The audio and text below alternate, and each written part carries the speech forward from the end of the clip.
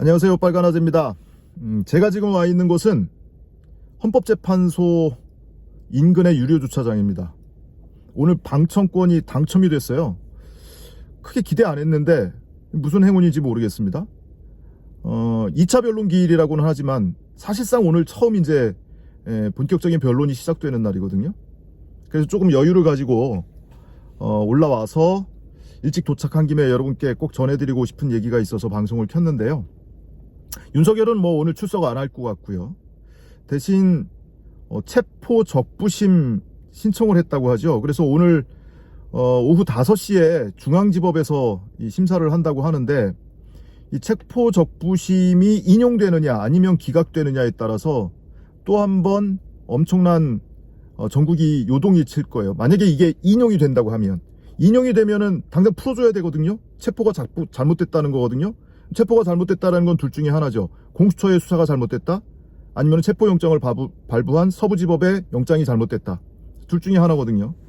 그러면 이제 전국에 파란이 일어나는 거예요. 근데 아무리 이렇게 저렇게 생각을 해봐도 이게 인용될 가능성은 제로로 수렴합니다. 왜냐, 윤석열 측이 체포가 위법하다라고 주장하는 게 두 가지예요. 크게. 첫 번째, 공수처가 수사권 없어. 니들이 수사를 하거나 대통령을 체포할 그런 권한 자체가 없어 라는 거고, 두 번째 연장선상에서 그러므로 공수처가 신청한 영장, 체포영장을 서울 서부지법이 발부했는데 그것 자체가 위법한 영장이야. 관할에 벗어나. 이런 거예요.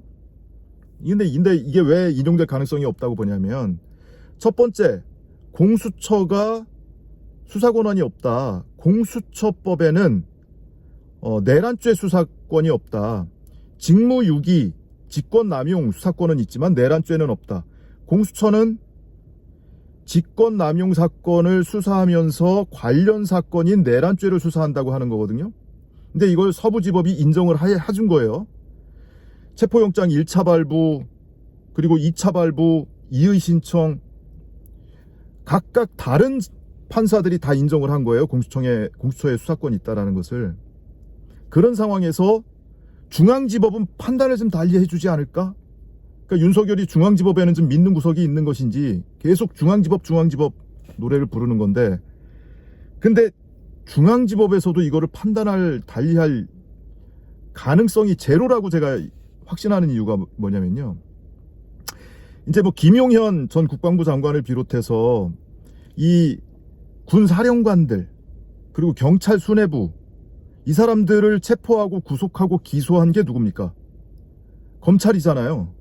어디서 기소를 했습니까? 중앙지법에서 기소를 했잖아요. 근데 검찰, 이게 내란 사건이잖아요. 그러니까 윤석열이 받고 있는 혐의와 김용현을 비롯한 이 군경 수뇌부가 받고 있는 혐의가 같은 혐의예요. 공범인 거죠. 하지만 윤석열은 그 수괴, 우두머리, 나머지는 주요 업무 종사자, 이런 사람들이라서 끝만 다른 거지 공범이란 말이에요. 근데 중앙지법에서 영장을 다 발부해주고 심지어 기소해서 재판이, 김용현은 당장 오늘 오전에 시작되지 않았습니까? 그럼 검찰이 수사권이 있느냐? 지금 윤석열은 공수처가 수사권 없다고 하는 건데, 검찰은 수사권이 있느냐? 검찰은 부패범죄, 경제범죄만 수사권이 있어요, 법에. 근데 한 단계 건너가서 부패범죄, 경제범죄 등이라고 기재되어 있는 법 조문을 근거로 해서 시행령을 만들었잖아요. 그 시행령에 그럼 내란죄 있느냐? 내란죄 없어요. 시행령에조차 없어요. 시행령에도 직권남용만 있습니다. 근데 시행령에 직권남용 수사권이 있으니 그 시행령에 기재되어 있는 직권남용을 수사하면서 관련 사건인 내란죄를 수사한다. 이런 거예요. 그러니까 공수처는 예를 들어서 내란죄가 당장 수사권이 있는 거는 직권남용인데, 그거와 관련 사건이 있는 내란죄를 수사한다고 하니까 이거 사돈 좀 너무 멀다. 한 사촌지간이라고 치자고요. 근데 그렇게 따지면 검찰은요, 이 내란죄 수사권이 사돈의 8촌이에요. 법에도 없고 직권남용조차도 없어요. 법에는. 그나마 논란이 있는 시행령의 직권남용이 있고 시행령에 근거되어 있는 직권남용과 연관 사건이니까 내란죄 수사를 할게. 이게 사돈의 팔촌과 같은 내란죄 수사를 검찰이 하고 있는 거거든요. 그런데 이거를 법원이 중앙지법이 인정하고 있는 거잖아요. 영장 다 발부해주고 기소되고 재판이 시작되는 거 아닙니까? 그런 중앙지법이 윤석열이 주장하고 있는 공수처에 내란죄 수사권 없어요 라는 주장을 인정을 해서 체포 적부심을 인용을 한다? 그럴 가능성 제로라는 거죠. 자, 이게 1단계고, 자, 두 번째, 이제 재판 관할에 관한 겁니다. 윤석열의 주장은 서부지법의 영장 발부가 위법해. 왜? 공수처 사건은 전속 관할권이 중앙지법에 있어. 근데 왜 서부지법에 영장을 청구하고 발부를 받아? 그러니까 발부를 받을 거라면 중앙지법에 발부받았어야지. 이런 주장이거든요. 자, 이것도 한번 살펴보죠. 이 공수처법을 보든 형사소송법을 보든 이 영장을 청구하고 발부받는 곳은요, 범죄지, 즉 사건 현장 또는 뭐 그 피의자의 주소지, 현재지, 현재 머무르고 있는 곳, 뭐 사는 곳과 주소지가 다르면 어디다가 신청해도 상관이 없다라는 거예요. 근데 서울 서부지법의 관할에는 용산구가 포함되어 있습니다. 용산구에 뭐가 있습니까? 대통령실이 있고 대통령 관저도 있어요. 그러면은 이 대통령실과 관저에서 어떤 일이 이루어졌습니까? 대통령이 내란을 모의하고 지시하고 실행을 시작한 장소에, 다시 말하면 범행 장소예요. 이 피의자의 주거지일 뿐만 아니라 범행 장소라고요. 이 범행 장소, 범죄지 또는 주소지, 공수처법상 공수처의 이제 재판 관할 조항이 있어요. 31조에 있는데 재판 관할은 중앙지방법원으로 하게 되어 있습니다. 재판 관할이에요. 공수처 검사가 직접 공소를 제기하는 사건에서 공수처 검사가 직접 공소를 제기할 수 있는 피의자는 누굽니까? 검찰, 판사, 고위경찰. 나머지는 검찰로 사건을 송치해야 돼요. 근데 공수처 검사가 직접 기소하는 사건은 중앙지법이 하도록 돼 있다. 그런데 중앙지법에 전속관할권이 있으니까 검찰로 송치해서 검찰이 기소해야 되는, 윤석열의 경우에는 공수처에 직접 기소권 없기 때문에 검찰로 보내야 되는 거거든요.